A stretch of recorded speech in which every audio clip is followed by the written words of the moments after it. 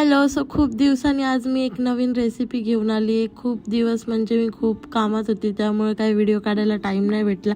आज मी बनवते आहे कॅरेमल कस्टर्ड पुडिंग. कारण की जे व्हिडिओ मी एवढे बघितले, एवढे येत होते ना, म्हणलं ह्याला तर ट्राय केलंच पाहिजे, पण थोडंसं आपल्या पद्धतीत. अर्धा कप मी साखर घेतली, त्याला कॅरेमलाइज केलं आणि थोडंसं 2 चमचे पाणी ॲड केलं तर मी त्यात. मग ते एका टीनमध्ये मी काढून घेतलं.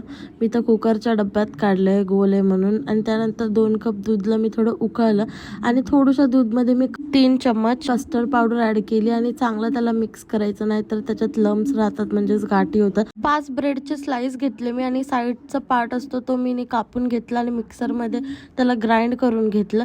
त्यानंतर दुधात मी थोडीशी साखर ॲड केली, म्हणजेच दुधाच्या प्रमाणे तुम्हाला जेवढं गोड पाहिजे असेल तेवढी ॲड करा.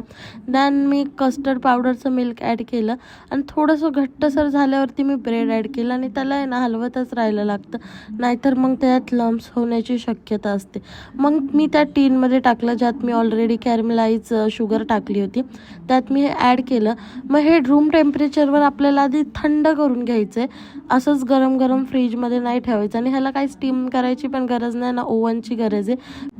गार झालं ना की मग फ्रीजमध्ये ठेवायचं 2-3 तास. आणि मला तर वेट झाला नाही, मी 1 ते 1.5 तासातच त्याला काढलं होतं, कारण की असं झालं होतं कधी खातीये मी. आणि फायनली मी त्याला डिमोल्ड केलं आणि जसं त्याला डिमोल्ड केलं ना, ते एवढं यम्मी दिसत होतं ना, म्हणजे मला तर असं झालं होतं लवकर व्हिडिओ काढते आणि आधी खायला बसते. आणि ट्रस्ट मी खाताना आहे ना कोणाशीच बोलली नाही. 2-3 स्लाइस तर मी अशाच खाऊन घेतल्या आणि लगेच 15 मिनटाच्या आत हे संपून पण गेलं बनवलं.